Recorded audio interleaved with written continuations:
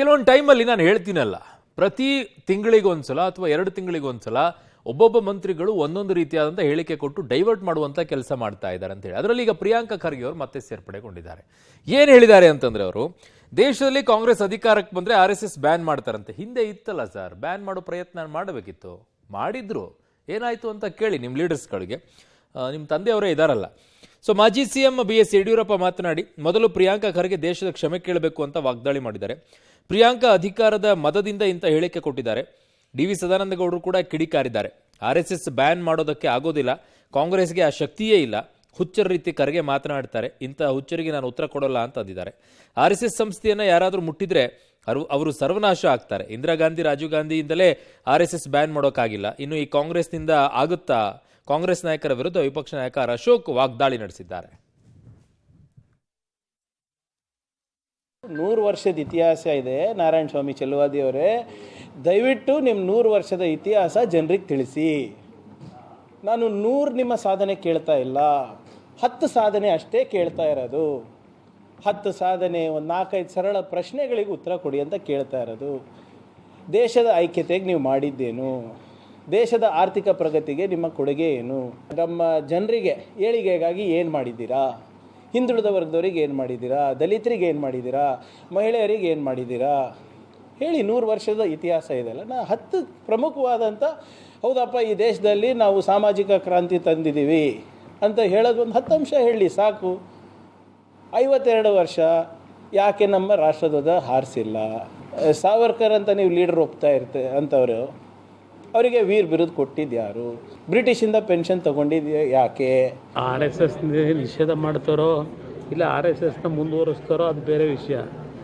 ಮೊದಲು ಅವ್ರ ತಂದೆ ಹೇಳಿದ್ರಲ್ಲ, ಇವ್ರು 40 ವರ್ಷ ಶಾಸಕರು, ಮಂತ್ರಿ ಎಲ್ಲ ಇದ್ರಲ್ಲ, ಅವ್ರೇನು ಮಾಡಿದ್ರು ಕಲ್ಯಾಣ ಕರ್ನಾಟಕ ಆಗಿದ್ದಾರೆ.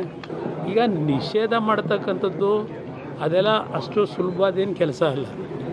ಇವರು ಕಾಂಗ್ರೆಸ್ನ ನಿಷೇಧ ಮಾಡಿಬಿಟ್ರೆ ಏನು ಮಾಡ್ತೀರಿ? ಮುಂದಕ್ಕೆ ಜನ ಹೆಚ್ಚು ಕಡಿಮೆ ಆ ಪರಿಸ್ಥಿತಿಲೇ ಅವರವರು ಕಾಂಗ್ರೆಸ್ನ ಜನ ಮರಿತಾ ಇದ್ದಾರೆ ದೇಶದಲ್ಲಿ.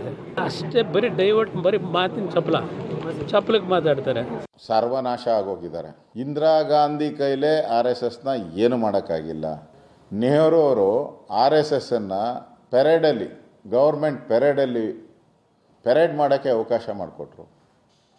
ವಾರ ಆದಾಗ ವಾರಲ್ಲಿ ಕರೆ ಕೊಟ್ಟರು. ಅವತ್ತು ನೆಹರು ಅವರು, ನಮಗೆ ರಕ್ತದ ಅಭಾವ ಇದೆ, ಸೈನಿಕರಿಗೆ ಸಾವು ನೋವಾಗ್ತಾ ಇದೆ ಅಂಥೇಳಿ RSS ಮುಖಾಂತರ ರಕ್ತವನ್ನು ಸೈನಿಕರಿಗೆ ಕಲೆಕ್ಟ್ ಮಾಡುವಂಥ ಕೆಲಸಕ್ಕೆ ಅವತ್ತು ನೆಹರು ಅವರು ಕರೆ ಕೊಟ್ಟಿದ್ದರು.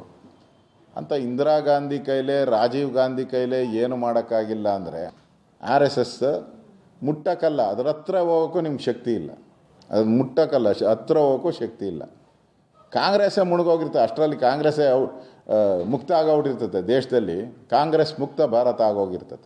ಮಿನಿ ಖರ್ಗೆ ಅವ್ರದ್ದು ಸ್ವಲ್ಪ ಮಟ್ಟಿಗೆ ವ್ಯಾಪ್ತಿ ಮೀರಿ ಹೋಗ್ತಾ ಇರುವಂಥದ್ದನ್ನು ಕಾಣ್ತೇವೆ. ಕೆಲವು ಜನರಿಗೆ ಹಾಗೆ ಆಗಿಬಿಡುತ್ತೆ. ಸಡನ್ನಾಗಿ ಎಲ್ಲರೂ ಸ್ಥಾನಮಾನ ಸಿಕ್ಕಿ ನನ್ನ ಅಪ್ಪ ಸ್ವಲ್ಪ ದೊಡ್ಡದರಲ್ಲಿದ್ದಾರೆ ಅಂತ ಗೊತ್ತಾದ ಕೂಡಲೇ ಏನು ಬೇಕಾದರೂ ಬಾಯಿಗೆ ಬಂದಾಗೆ ಮಾತಾಡುವಂಥ ಹುಚ್ಚುತನ. ಈ ಹುಚ್ಚರಿಗೆ ಉತ್ತರ ಕೊಡುವಂಥ ಪ್ರಯತ್ನ. ಸಂಘ ಇವರು ಮುಟ್ಟಿ ನೋಡಲಿ ಏನಾಗ್ತದೆ ಅಂತೇಳಿ. ಮೊದಲೇ ಇವರು ಭಸ್ಮ ಆಗಿದ್ದಾರೆ. ಇವರ ಭಸ್ಮ ಕೂಡ ಗಾಳಿಯಲ್ಲಿ ಕೂಡ ಹಾರಾಡುವುದಿಲ್ಲ. ಕೇಂದ್ರದಲ್ಲಿ ಅಧಿಕಾರಕ್ಕೆ ಬರೋದು ಯಾವಾಗ? ಇವರ ಕನಸೇ ಕಾಣಬೇಕಲ್ಲ. 11 ವರ್ಷದಿಂದ ಮೋದಿಯವರು ಪ್ರಧಾನಮಂತ್ರಿಯಾಗಿ ಕೆಲಸ ಮಾಡ್ತಾ ಇದ್ದಾರೆ. ಮುಂದಕ್ಕೂ ಇನ್ನು 20 ವರ್ಷ BJPನೇ ಕೇಂದ್ರದಲ್ಲಿ NDA ಜೊತೆ ಅಲಯನ್ಸ್ ಪಾರ್ಟ್ನರೇ ಆಗಿ ಸರ್ಕಾರ ನಮ್ಮದೇ ಇರುತ್ತೆ. ಆದರೆ ಅವರು ಹೇಳುವ ಮಾತುಗಳಿದೆಯಲ್ಲ, RSSನ ಹೆಂಗೆ ಬ್ಯಾನ್ ಮಾಡಿಬಿಡ್ತಾರೆ? ಕಾಂಗ್ರೆಸ್ಸು 3 ಬಾರಿ ಬ್ಯಾನ್ ಮಾಡಿರಲಿಲ್ವಾ? ಎಮರ್ಜೆನ್ಸಿ ಟೈಮಲ್ಲಿ ಒಂದು ಸಲ, ಅದಾದಮೇಲೆ ಮೊನ್ನೆ ರಾಮ ಮಂದಿರದ ವಿಷಯದಲ್ಲಿ ಒಂದು ಸಲ ಬ್ಯಾನ್ ಮಾಡಿರಲಿಲ್ವ? ಆಮೇಲೆ ಬ್ಯಾನ್ ವಾಪಸ್ ತೆಗೆದವ್ರು ಯಾರೋ ಇದೇ ಕಾಂಗ್ರೆಸ್. ಪ್ರಿಯಾಂಕಾ ಖರ್ಗೆ ಎಲ್ಲಿದ್ದರು? ಶಾಲೆಗೆ ಹೋಗ್ತಾ ಇದ್ರು. ಇವ್ರ ತಂದೆಯವರು ಇರಲಿಲ್ವ ರಾಜಕಾರಣದಲ್ಲಿ? ಇವ್ರ ತಂದೆಯವ್ರ ನೇತೃತ್ವದಲ್ಲೇ ಸರ್ಕಾರ ಬ್ಯಾನನ್ನು ವಾಪಸ್ ತೆಗಿಲಿಲ್ವಾ?